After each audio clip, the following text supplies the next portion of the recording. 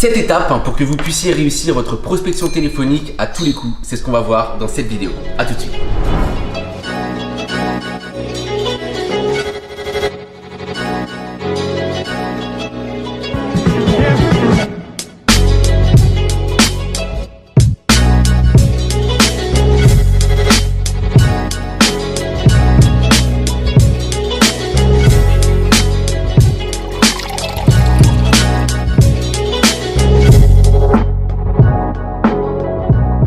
Cette étape pour que vous puissiez réussir votre prospection téléphonique à tous les coups, c'est ce qu'on va voir dans cette vidéo. Passons directement au concret. Étape numéro 1, se renseigner sur l'entreprise. C'est le strict minimum. N'appelez pas à froid, vous allez perdre beaucoup de temps. C'est ce que je faisais d'ailleurs à l'époque avec mes commerciaux. Donc renseignez-vous un minimum sur l'entreprise. Regardez sur Facebook, regardez sur société.com, le chiffre d'affaires, le nombre de salariés, le nombre de magasins, etc., etc. Étape numéro 2, déterminer la présence sur Internet. Regardez si le prospect a un Facebook, sur quel réseau social il est positionné, s'il est sur Facebook, s'il est sur Instagram, s'il est sur Snapchat, s'il est sur YouTube, etc.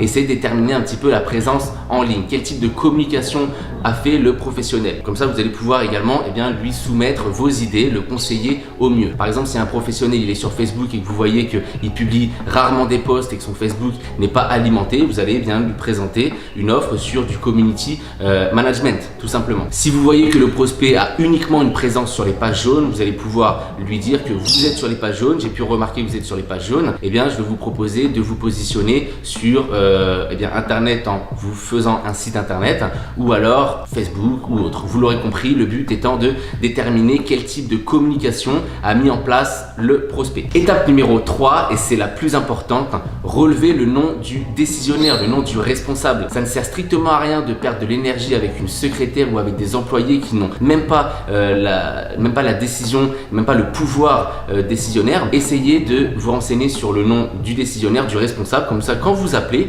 vous demandez directement Monsieur Untel. Est-ce que je pourrais parler à Monsieur Untel? Oui, c'est pourquoi? C'est pour la communication de l'entreprise. Bim, comme si vous le connaissez, et vous allez voir que vous enlevez directement la barrière de la secrétaire, ce qu'on appelle. Étape numéro 3. Étape numéro 4. Un grand sourire, et là c'est passage à l'action. On prend son téléphone, on a tous les renseignements sur l'entreprise, on tape le numéro, on sourit parce que ça s'entend le sourire au téléphone et on appelle directement l'entreprise. Les informations les plus importantes à connaître quand vous êtes au téléphone, c'est de savoir à qui vous vous adressez, quel est le niveau décision de l'interlocuteur, le niveau hiérarchique et l'influence en fait de votre interlocuteur. Si vous tombez sur une secrétaire, on est bien d'accord que ça sert à rien, que vous allez commencer à argumenter inutilement. Donc perdez pas votre temps, allez droit au but directement. Donc les informations importantes à relever, c'est 1, si c'est le décisionnaire ou pas. 2, si auquel cas vous tombez directement sur le décisionnaire, s'il comprend l'intérêt de votre offre, s'il comprend l'intérêt d'avoir un positionnement en ligne, s'il comprend l'intérêt d'avoir un site web. Si par exemple votre client il n'a pas forcément d'intérêt, s'il ne comprend pas, s'il n'est pas assez mature pour comprendre qu'il faut être en ligne et pour comprendre ce que vous lui dites, ne perdez pas de temps encore une fois. Le but étant d'aller droit au but, de lui conseiller, de lui dire que voilà, vous avez fait des recherches en amont avant de l'appeler et vous allez pouvoir lui apporter une solution adéquate. Donc c'est vraiment du cas par cas. La troisième information importante quand vous êtes au téléphone, ça va être le budget approximatif de votre prospect. Alors je suis d'accord avec vous, vous allez me dire oui mais c'est difficile de demander le budget. Les clients en général ils ont du mal à donner un budget approximatif, mais vous pouvez leur donner une fourchette. Si par exemple vous avez filtré au maximum, vous avez le décisionnaire, il a conscience qu'il faut avoir un site internet, essayez de lui demander à combien vous estimez le budget, votre enveloppe budgétaire pour votre plan de communication. Est-ce que c'est inférieur à 1000 €? Est-ce que c'est entre 1000 et 2000? Est-ce que c'est supérieur à 2000? Voilà, après tout dépend, c'est vraiment encore une fois du cas par cas. Si vraiment la personne veut se lancer dans une boutique en ligne, voilà, est-ce qu'elle a conscience du tarif d'une boutique en ligne? Auquel cas, comme ça, voilà, vous ne perdrez pas de temps et puis vous pouvez noter directement, vous notez, donc vous faites une fiche. Donc on y reviendra dans la prochaine étape. Vous faites une fiche par prospect en notant toutes les informations importantes. Et enfin, la dernière information importante qu'il faut demander au téléphone, ça va être le délai de réalisation. Est-ce que le prospect veut faire son site dès maintenant? Est-ce qu'il veut mettre en place une stratégie dès maintenant? Est-ce que c'est dans un mois? Est-ce que c'est dans plus de 3 mois? Est-ce que c'est l'année prochaine?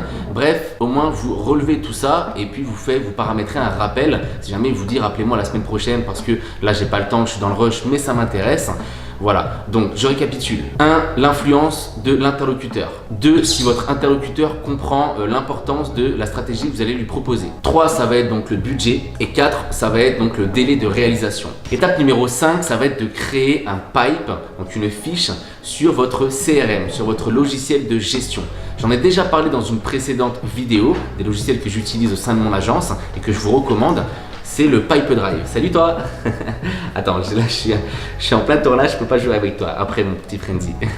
Donc j'en étais où? J'en étais sur, voilà, une fois que vous avez donc récolté toutes les informations sur votre prospect, vous le rentrez dans votre CRM et comme ça au moins vous avez une fiche globale sur toutes les informations que vous avez pu récolter au téléphone. Étape numéro 6, ça va être d'envoyer un email de présentation. À partir du moment où votre prospect il est un peu intéressé, donc un prospect froid, un prospect tiède ou un prospect chaud, vous êtes dans l'obligation de lui envoyer un mail de présentation de votre agence ou alors de votre offre, de ce que vous proposez.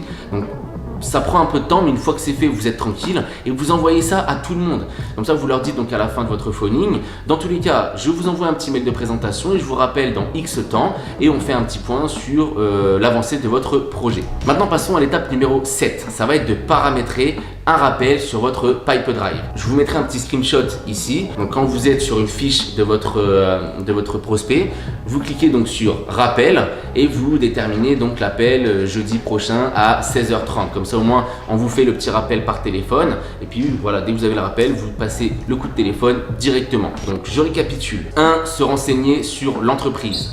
2. Déterminer la présence sur Internet. 3. Relever le nom du décisionnaire, du gérant de l'entreprise. 4. Passage à l'action, le smile, on appelle et là on récolte toutes les informations évoquées précédemment. 5. Créer l'offre dans le Pipedrive, donc créer l'offre dans le CRM. 6. Envoyer un email de présentation. Et enfin 7. Paramétrer un rappel. On arrive à la fin de cette vidéo, j'espère qu'elle vous aura plu, j'ai essayé de faire assez clair. Si vous souhaitez que j'approfondisse encore une fois sur les points que je viens d'évoquer dans les détails, n'hésitez pas à me les demander dans les commentaires. Mettez un petit pouce, ça me motive à en faire beaucoup plus. Et puis voilà, n'oubliez pas une seule chose, comme d'habitude les amis, destination réussie.